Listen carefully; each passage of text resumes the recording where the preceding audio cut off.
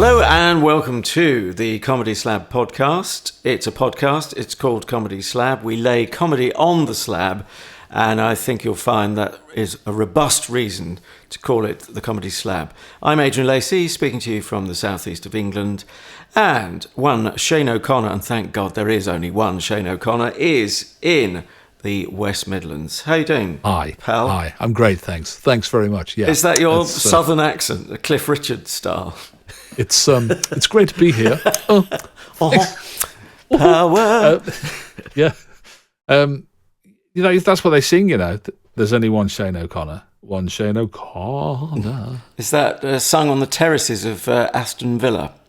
Well, it's sung on the terraces, but unfortunately not at Aston Villa. Just at the Vauxhall Conference League, Bushy Boot Camp division.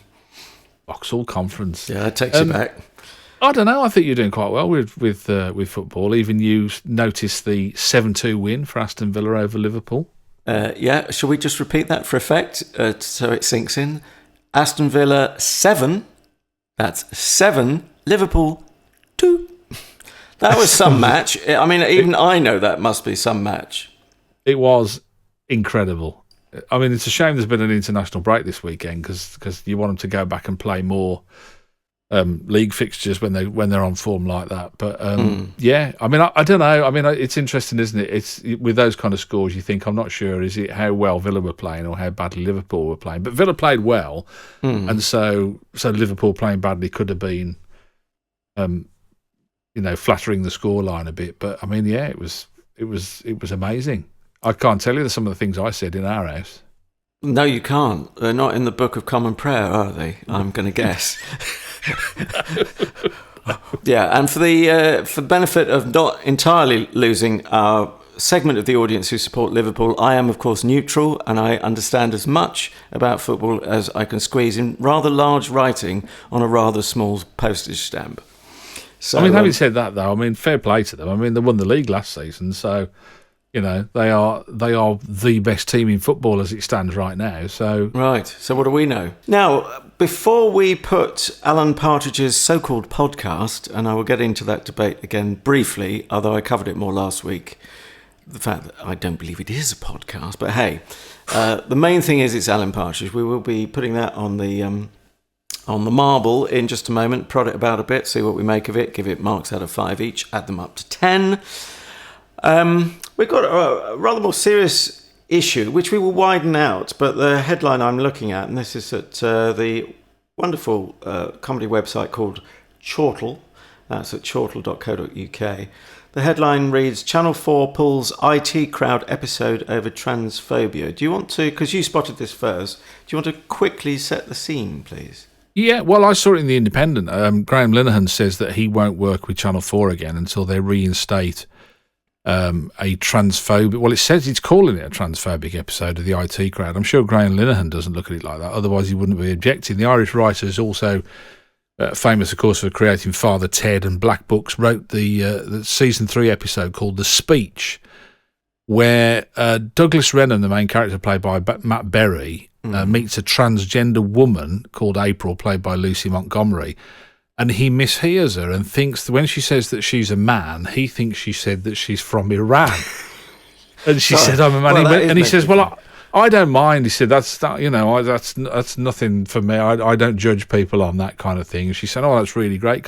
So it's kind of that misunderstanding comedy that makes for quite a hearty belly laugh. But yes, Channel 4, in their wisdom or otherwise, have decided that they are not going to put it on their streaming service, which is something that I rave about all the while, isn't it? The Channel 4 back catalogue is pretty amazing, to be honest with you, the stuff that they've got on there for the length of time that they have. But yeah, it's they've taken it off, which I'll worry about, I'll be honest with you, I'm not going to lie. On freedom of speech grounds, I'm guessing. Am I guessing correctly? Yeah. I mean, this presumably, and there's no reason to suggest that it didn't pass broadcasting standards when it was made. It passed broadcasting standards ever since, and then all of a sudden in 2020, they've deemed it unfit to be available for people to watch for fear that it will it would corrupt them, endanger them, upset them, whatever reason, they've decided to take it out. And that's my argument, is that up until this point, it was deemed to be a safe product, and now it isn't. Well, playing a bit of devil's advocate here, society does change, doesn't it? I mean, homosexual acts were illegal up until 1967, as was abortion, etc., etc. Now, of course, not everyone agrees that it was right to change the law, but I would have thought the majority do. So things do change. But history doesn't, does it? History doesn't change. History remains the same. And this kind of revisionism that we do now, that we go, we're gonna take these bits out and like pretend it never happened.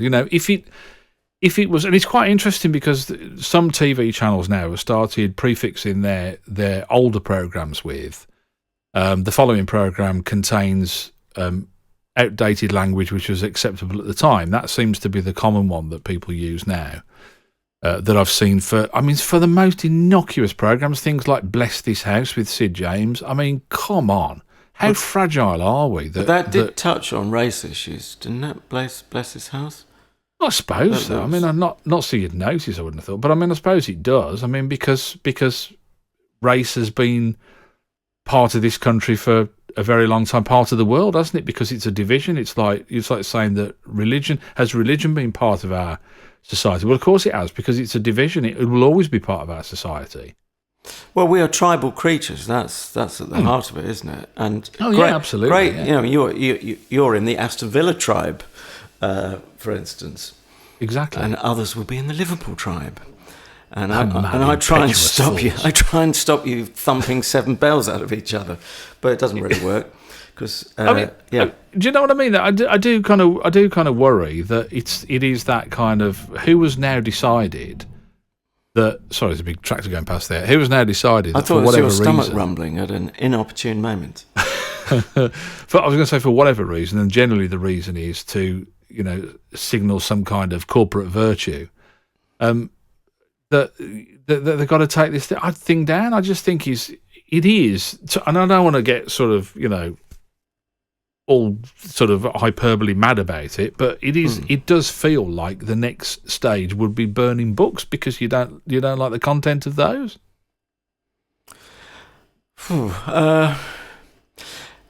Okay, just backtracking a bit, and having been an announcer who, I was an announcer before those kind of announcements were being made, but I think that for our old friend linear TV, I think that's a compromise to have some kind of warning announcement, and for me that would cause less offence than not doing it or pulling the show altogether. It is a complex thing, but yeah, I'm largely with Graham Linehan on this particular one. I mean, the thing there is he's got some clout with Channel 4, hasn't he? And he wants to use it in terms of boycotting them. Yeah, I think the other kind of backdrop to this as well is that Graham Linehan has had some spectacular rows on Twitter and other social media, I think I'm right in saying, but definitely on Twitter, and has been revolved around his views on transgender and what he thinks about that. And I do wonder whether it has more to do with the fact that Graham Linehan wrote this episode than the content of the episode, which again, if it is the case, is awful because they're judging the man and his work based on what he believes. And again, which is fine, but then let's not have Gary Lineker on the TV because I don't like his views and I find them abhorrent. So why are we paying him a couple of million? Do you know what I mean? It's like, where do you then stop? I mean, you have to accept that, if you're offended, then that is your right to be offended. But that doesn't automatically. And Ricky Gervais says this. It doesn't automatically give you the right to have it removed.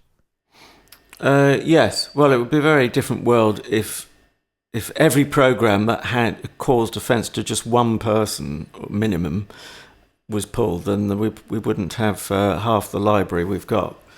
Yeah.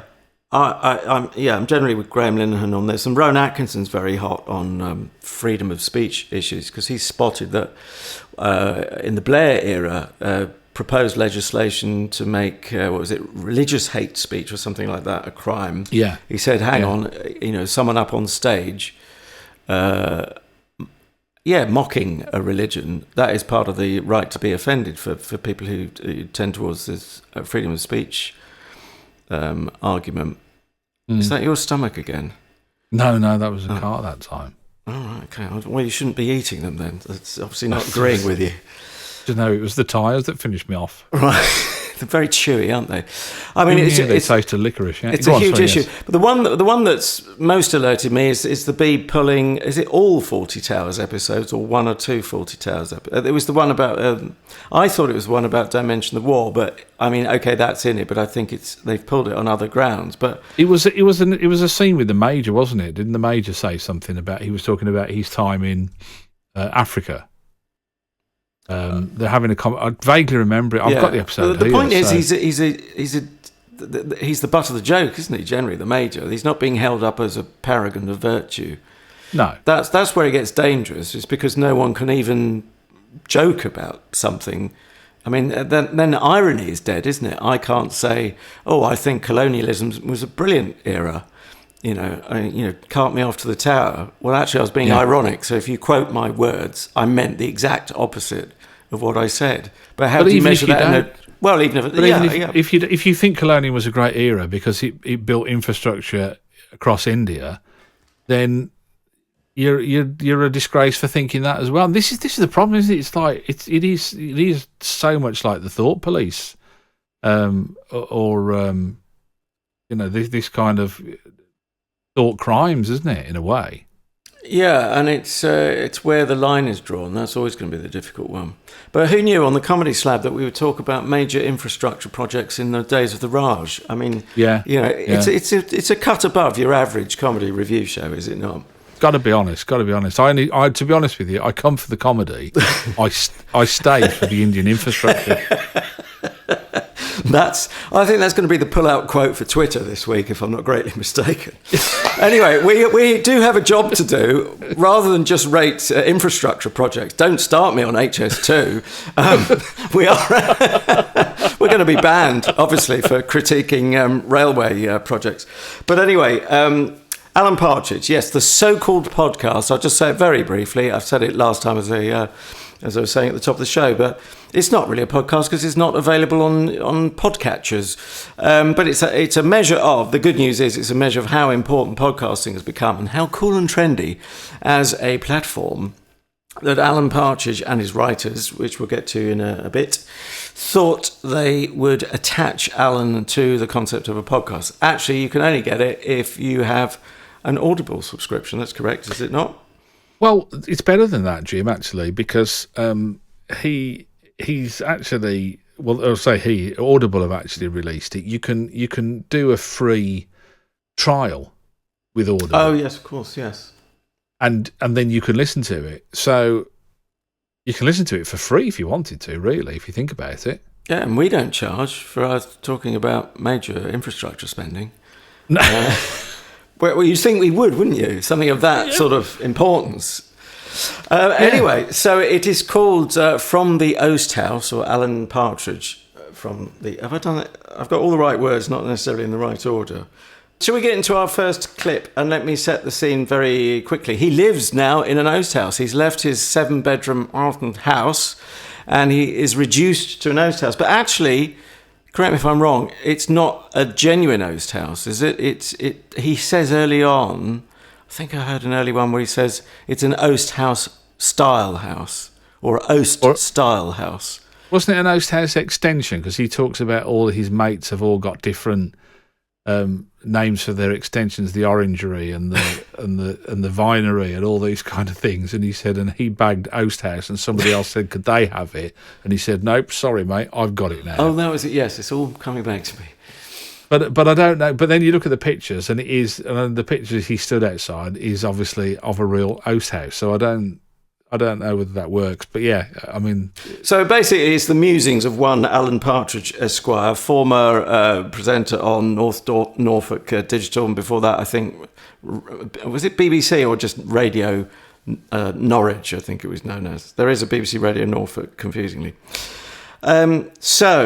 Just as we do our own preamble, which may have nothing to do with the content of, at least the main theme of the show, Alan Partridge likewise, in a show called AMA, or AMA, or should it be called AMA? Anyway, it's Ask Me Anything. He actually starts by saying there's another meaning of AMA, and it's against medical advice. And he's recalling not one but two occasions where he has withdrawn himself from being in a hospital against medical advice. And this is, all you need to know is he had loads of electrodes taped onto him, including hairy parts of him.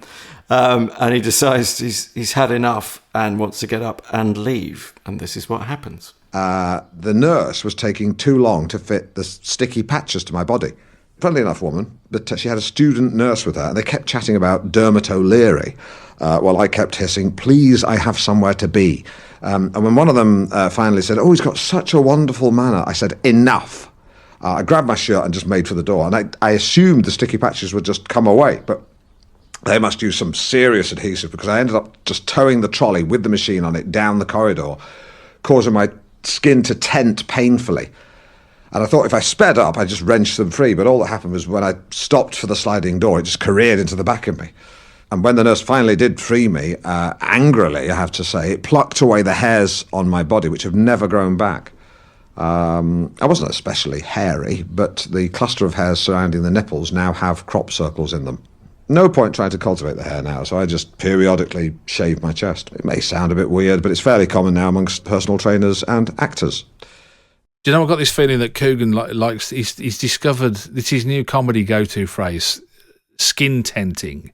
Now, I was going to ask you about that. Is tent a thing? It's like, if you pull the skin, like if you put a I don't know, if you pull a hair like that, a hair follicle, and it comes up like a tent kind of thing, that tenting. He mentions it about 2 or 3 times in the book. I think it's his new go-to. But I mean, oh man, it's just, it's classic Partridge, isn't it? Do you know what I mean? Queen. Yeah, it's just, do you want a headline? I do, most definitely. Mine is, a partridge is not just for Christmas. Oh. You should listen to this all year round. That sounds good to me. It's LOL, isn't it? Laugh out loud funny. Yes. And consistently as well. I mean, that's the thing. I mean, we're talking about a work of some 6 hours. Mm. I mean, that's huge, isn't it? That's a hell of an achievement. And I know there's 3 of them writing it, but even so, pretty amazing, really. Did you see, it was interesting, did you see from our Comedy Slab Twitter account, at Comedy Slab, if you want to go and have a look at it, I tweeted that clip I was talking about a couple of episodes ago of Steve Coogan writing / rehearsing. I thought it was the day-to-day, but it was actually Alan Partridge. As in the radio series? The TV, I think it was. First TV series, then. Yeah. Okay. And there was him, Amanda Mianucci, and who wrote the first Partridge stuff? Peter Bainham. Peter Bainham. I was thinking Patrick Marby. Yeah, Peter Bainham. And what they did, there's a clip of them there, and you see them, and they're just like kind of videoing it, their rehearsal, just riffing on this stuff. Right. To my shame, I haven't seen. I must go to our Twitter account, mustn't I? To see that at Comedy Slab. Yeah, if you want to, it's and it's that bit where he talks about Lynn. I think it's from the series I'm Alan Partridge, and he talks about Lynn, and he said, "Oh, you know, she's good, Lynn. She's a good worker, but she's a bit like Burt Reynolds. She's got a moustache." And Peter Bainham just cracks up, and that actually made it into the I'm Alan Partridge. So it's fascinating to see, but you kind of think, they were saying, I mean, Coogan said the problem with this, the way that you write that, he said it's how not to write a sitcom, really. He said, because you've got acres of material. Yeah. And in the same way, you think, well, they couldn't have done it like that with this. They must have done it in the traditional way, because like if you multiply 6 hours, you know, by 10, it would be unmanageable, wouldn't it, really, I suppose? Yeah. Well, this leads in neatly to my name drop. I was trying not to name drop, but considering I worked on one episode of the Alan Partridge, the second series, give me a second series, speaking to Peter Bainham, and I've said this before, but people will forgive me, I'm sure, because it's important, but also we will have new listeners as well. But Peter said the trick was remembering what we'd originally found funny, which exactly makes that point. So you saw them corpsing. The danger is they're probably videoing it so they remember what they corpsed over to include it, because it can be months, if not years, before you then reach the studio. It depends on the life cycle and how famous you are and the clout you've got and your production company and finding money and getting commissions, all of that. And TV moves much slower than radio and Audible, I suspect. And I was speaking to a gag writer, that was a laugh, and I mean this as a compliment, an old school gag writer, by which I mean someone who's funny and writes jokes for a living, John Martin. And he worked with Doddy, Sir Ken Dodd, and he was the main writer for Tarby, Jimmy Tarbuck, so no slouch. And he quoted, for people of a certain vintage might know the quote from Eric Morecambe, because they used to, the rehearsal they used to do about being such perfectionists, 3 weeks or something on one show, I think they could be in the rehearsal rooms for. And they'd get big laughs when they first did something which was scripted by Eddie Braben in front of the people making notes, and occasionally I would be in that sort of role in a later generation. So you got the heads of department or whatever, and it's important for the first time through for comedians to know where the laughs are, what's working. But by the end of the week, or 3 weeks certainly, people are not laughing with the same heartiness. They're thinking about their jobs and their department. They've got other worries, and the element of surprise is gone.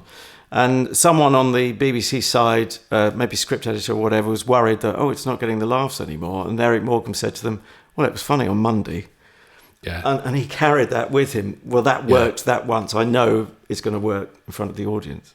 The other thing is quite interesting as well, and you're right, you hear of people bouncing it off camera crews, don't they, when they're doing like a technical rehearsal to see how they respond to it. But the interesting thing with Coogan with this, he also said in the clip that they used to just fast forward through the tape, and when they saw him crack up laughing, they'd then just take it back a little bit and go from there, because they know something funny had happened. Yeah. And in that way, you're mining all the very best of the material, aren't you, in a way, because you're cutting out all the fat then, really, in terms of gags. But I mean, this is just, I don't know, to say that it is packed. And this is. I mean, we reviewed this time with Alan Partridge, the most recent TV series, which is coming back, isn't it? It's getting the second series.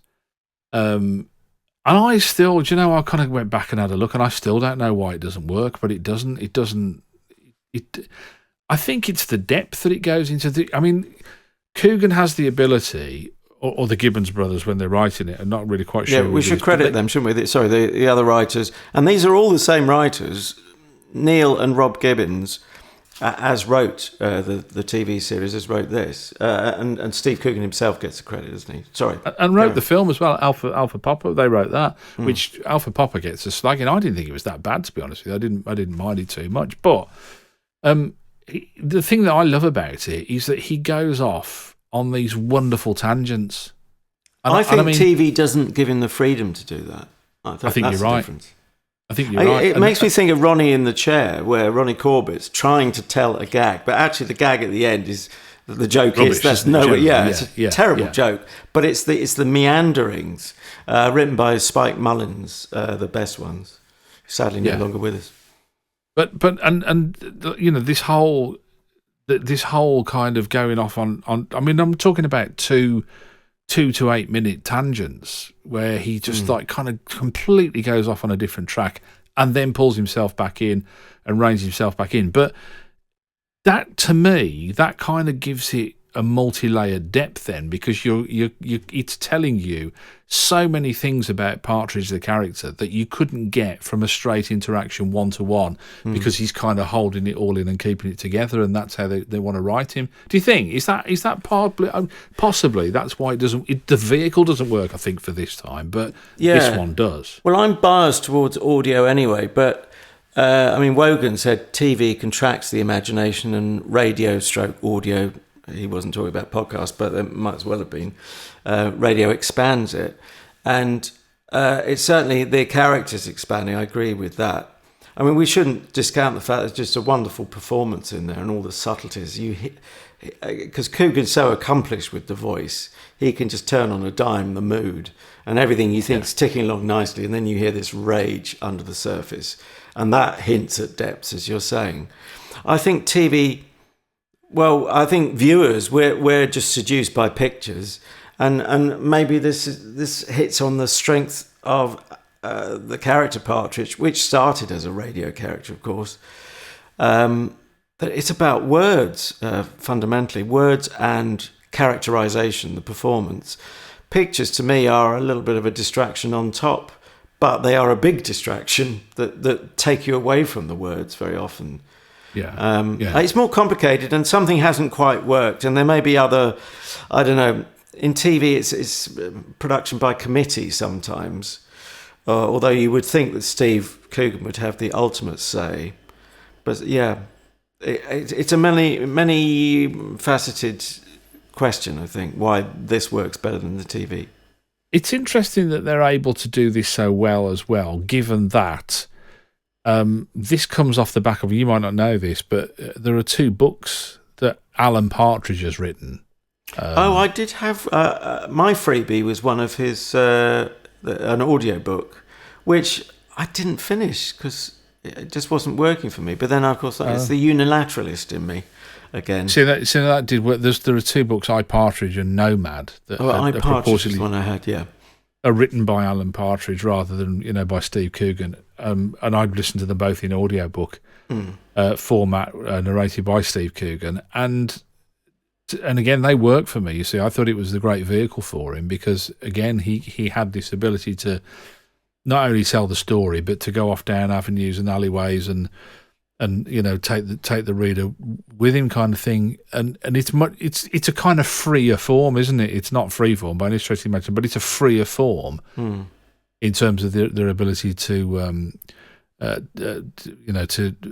the character. The one thing I've got to say though that did me noggin in, and it's probably my fault more than anything because the way I listen to it, but it's the. What do you do about the jingle? I mean, he's written this song, hasn't he, Alan Partridge in the Oast House from the Oasthouse, that he sings, which I love for its awfulness. Yeah, I did, but it's like 35-40 seconds long, and if you're listening consecutive as I do, and you're out in the garden or whatever, and you're listening, and you listen across maybe 3 episodes, you're hearing quite a few minutes of that. Then that was the only thing that. That is where it would benefit from being a real podcast where it downloads 1 episode at a time. Don't start me on binge listening it go. Culture. Just let it go. I'm angry. Come on, we've all seen the Big Ear Boys on farms. I've got a bit of het up. Which he does get, which might lead us neatly into our second clip, actually. To return to the theme, it's AMA, Ask Me Anything. And someone indeed has taken that very literally, and I thought it's only fair to give you a question and answer example. Paul asks, who do you think should be the next James Bond? Would you make it a woman? Paul, I would absolutely make it a woman. I'm not sure you could be that prickly about accurately casting the role of a quintessential Englishman when you've already given it to a Scottish chap. Sean Connery did his best, no question, but when he orders a martini, he sounds like someone asking for coins by a cash machine. No, the accuracy ship has sailed, and if a woman wants to swim after it, chuck her in and let her. But in all seriousness, and this is as good a time as any, how about this for the next Bond? Rather than giving it to a lady or a black guy, my idea, which no one has mooted, is to split James Bond into 2 characters. Idris Elba is Jack James and Tom Hiddleston is Brian Bond. Together they are James and Bond, former spies who've set up a sci-fi detective agency located at 007 Lower Regent Street. As actors, they both bring different things to the table. Obviously, you couldn't imagine Hiddleston genuinely having a fight with someone or being good at running. Likewise, Elba is going to be given short shrift at a private members club for old Etonians, but together they can be a pretty formidable duo. I just wish I'd thought of it. That's what I was thinking when I'm going through that. I mean, that's a great example of the tangents, isn't it? Really, is that that it's kind of popped up out of nowhere. This whole idea that he's got for it's almost like the ideas for TV shows that he had. All the way through the podcasts, he'll say something that he thinks is witty, and he'll say, "I've got to do stand up." To himself. Yeah, and that is the very last thing he should ever be allowed to do. But it's just lovely, isn't it? It is just a kind of this idea of that snapshot of how his mind works. Or fails to. As far as he's concerned, Bond has been ruined anyway by giving it to a Scottish chap. Oh, it's so many wrong footings, isn't it? You think as Alan Partridge, he's not going to want a woman Bond. Then suddenly he sounds like a feminist, and then he's chucking in a woman into the oceans, attempting to chase after a ship that sailed, so she may well drown in the effort. Just chuck her in and let her go. It's like he's given up on the franchise. He's past caring, isn't he, since they gave it to a Scottish chap. There's lots of lovely. There's all these little gems in there. There's something in this episode where he makes a suggestion that Nick Knowles killed a man in 2000. And I wanted to go to Wikipedia. I thought laws of libel. He's either best mates with Nick Knowles, or it did actually happen. But I suspect he's best mates, and they've cleared it with him. It's just, it's outrageous, isn't it? In the extreme. And so there's something else about. He mentions Tom Cruise unable to have relationships with people apart from Simon Pegg. Who he. I thought, is that me? Did I imagine that line? They are good. They are good mates, aren't they? Apparently, are they? Simon Right. Pegg and Tom. Okay. Yeah, I was googling like mad. I tell you, Dan. So, shall we clear up the matter of Nick Knowles that he's not guilty of any manslaughter or? As far as I'm aware, the police certainly aren't looking for him in connection with anybody's death. Right, well, let's make that clear. And any suggestion to the contrary is a joke. But it's just enough believability, isn't it? Especially when you put that against Simon Pegg and Tom Cruise. Okay, they're not in a romantic relationship, we assume, but they are buddies. Genius. I just love it. It is so clever, and it's a kind of mix, isn't it, of different types of comedy, as you say. There's that believability that seeps in there, and then there's the believability of his backstory. He's talking about the son of the late John Meaver, who does the audio work for him. And I thought, I went onto a site called Alan Partridge Wiki. Have you seen this? No. Which has got all the facts and stuff about him. Because I thought, John Meaver, that name that sounds familiar. I thought, I'm sure he's been mentioned before. And this is a guy that was mentioned, I think, in I'm Alan Partridge. And on the Alan Partridge Wiki, it says John Meaver was a voiceover artist, an alleged friend of Alan Partridge. He was left wheelchair bound after a car accident. Partridge once had a direct debit set up with the charity Friends of John Meaver. So he kind of brings this. Do you know what I mean? The attention to detail is just awesome. And now we've really? got the new generation, Toby Meaver, who's starting out as a sound engineer. Why wouldn't I love that? Yeah, and he shouted at him, he said, and it's something about, he said he told his mum, but he said, well, I don't know what he did, but he looks the sort that would. And yes, people need to, you need to get your Audible freebie if you haven't already. I would recommend this. And you would get it as one block, wouldn't you? So that's where there is a bonus to having a sprawling binge. What did you think about the quality of the sound of it? And I tell you what I mean. The one that really made me stand up and take notice of it was and it was in this episode. There was a lovely scene where he's halfway through a sentence and he kind of shouts out the window to somebody who's walking through his land. Which isn't a right of way; it's something similar to permissive right of way, footpath or something. Yeah, something like that. So, and he's trying to get this guy to say thank you, but you can hear him, and only just. I mean, like with headphones on, you can only just hear this other guy, which to me is like how it would be if you were really in that situation and really recording it, because you wouldn't be able to hear and that's where it goes up another level for me. Do you feel the same with that? Oh yeah, it's authentic. You just about can make out the intonation of the guy at a distance with an echo on it, which tells you it's at a distance. And also, it's believable, I think, within the context that Partridge has just left the recording going. So he's just seen this bloke out the window, wants to have an altercation with him, or at least prove his point, win his point. And there's another one with his cleaner, Rosa. I assume it's his cleaner, isn't it? Yeah, his housekeeper, isn't she? I think. Oh, right. Well, that's the term he uses. Anyone else would say she does a bit of hoovering.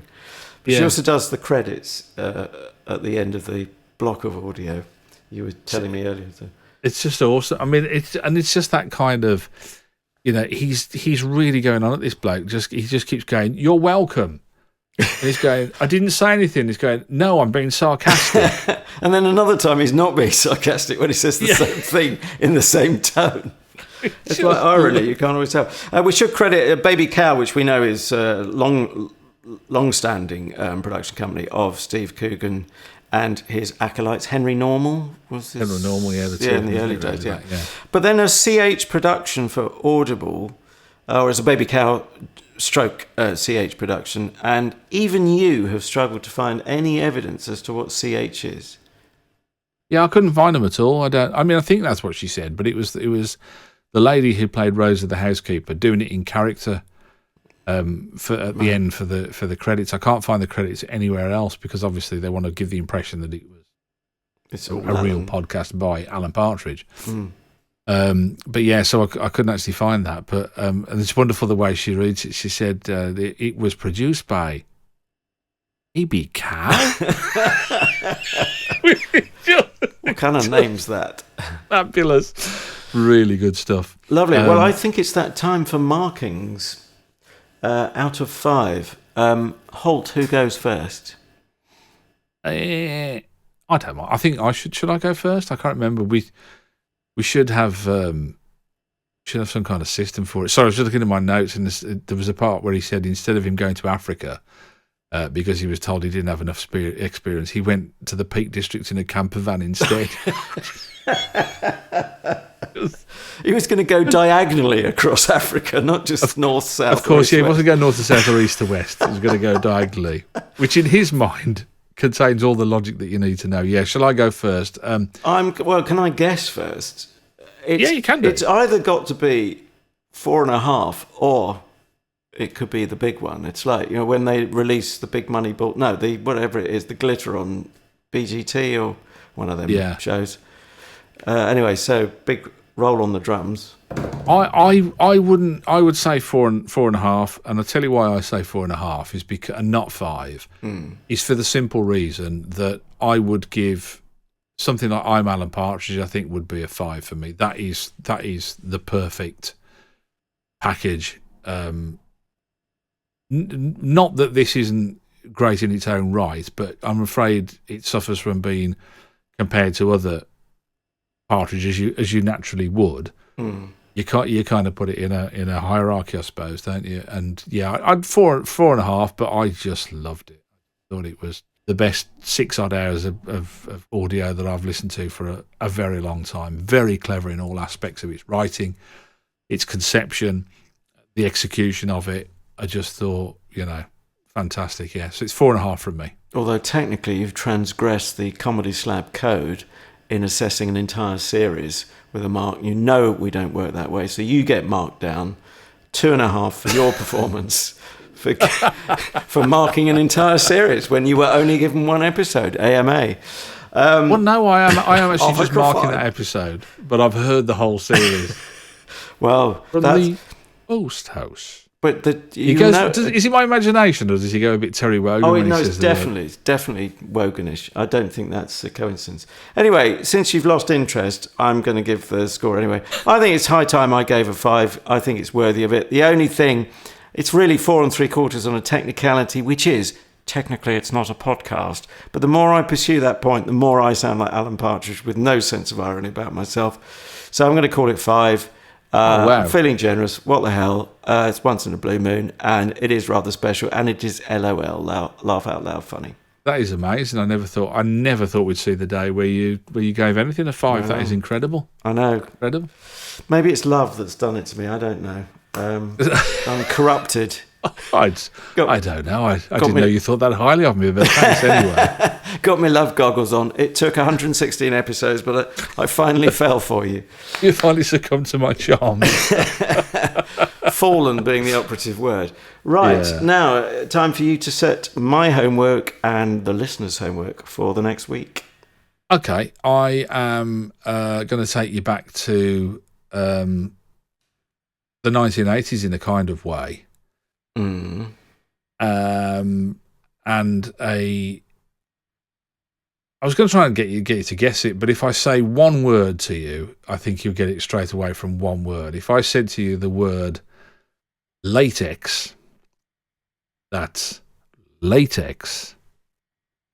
It makes me think of the Rocky Horror Show. Sure it's not Playtex, which I now realise is a play on words.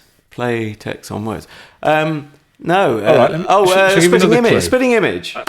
Of course, I was going to. My second clue was going to be. Did you say harks back to the 80s? So we are watching the new one. Oh yes. There is a new. Oh yes, indeed, there is a new series out. I was going to say my second clue, by the way, was going to be nice peas, Norma. Oh yes, John Major portrayed as a grey individual before he became he had a satellite dish as well out of his head, didn't he? Or TV aerial.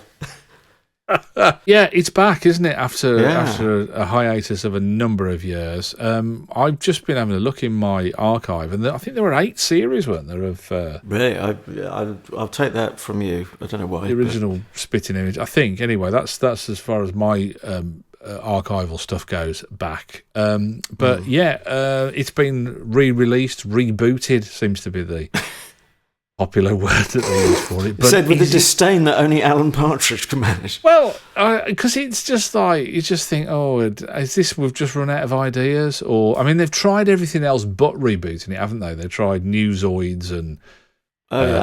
Ballot Monkeys was a variation on a thing, not puppets, but... I bracketed that with it, maybe unfairly, but because of the topical element.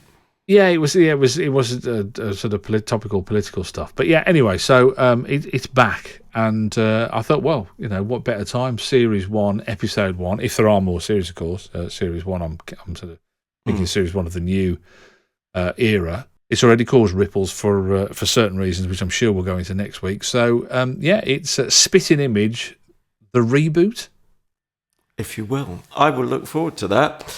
Yes, I'm sure there was a funnier answer to latex being the clue, but I couldn't think of one. I'll probably think of it Wednesday afternoon when I'm just about to fall asleep. Yeah, it might be for the best.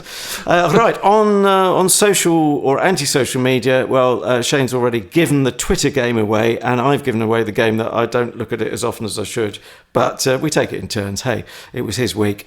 At Comedy Slab on Twitter, do please follow us there. You will find some gems, including Alan Partridge at work. And also, we are likewise at Comedy Slab on the Facebook, the apocryphal Book of Face. I think it's in the Bible or Old Testament or something. And somewhere you'll find it. Google it. And so do like that page. We hope you like it, literally and metaphorically. And a generous star rating on iTunes / Apple Podcasts would be hugely welcome, as would personal recommendation to friends and family, etc., etc., if you could pass the word on. Because apparently we get to a point where an algorithm kicks in that is suddenly hugely favourable to us, and it's in your interest as well, because we will be able to create more series and more polished ones. Well, I mean, could you be any more polished, Shane? Especially your head. If it's successful, I'm just going to buy a yacht. I'm not going to do any more. That's it. I'm going to sail off into the sunset. So that's another reason to make it more successful, isn't it? You won't have to listen to me again. Yeah, be a solo project by me without a yacht. Yeah. You'll have taken all the money. Phone in, ship to shore, couldn't I, or something like that? Ship to shore. Ship to shore. And if you want to catch up with the podcast, the previous episodes, as it is a podcast, all we need to say is it's available on the internet. Is that like a Nintendo internet? No. I've been watching In the Night Garden, and there's a character called, it's a kids program, and there's a character called the Ninky Nonk in the Night Garden. I didn't know that was legal anymore. There are two characters. There's one. It's a truck, and it's called the Ninky Nonk, and the other one is a flying thing. It's like an airship, and that's called the Plinky Plonk. Oh, well, it would be, I suppose. This is the world that I habitate now. You've got to have a system, haven't you? Certainly have. But you can catch us on all the podcatchers and in episodic form as well. So that satisfies Adrian that we are actually really a podcast and nothing else, not just a collection of sounds like. Before I go, I've got to tell you that after the podcast today, I'm going to be off to visit the places that Partridge mentioned, with funny names, which are real places. So I'll be heading off to Bitchfield, which is in Lincolnshire. And I'll see you in Thong, wearing one. And the best one, the one in Leicestershire that you mentioned, Barton in the Beans. I did wonder about that. That's brilliant. Which I thought you certainly shouldn't do in a lift. And also I am going to shave my chest hair because I've just got terrible crop circles around the nipples.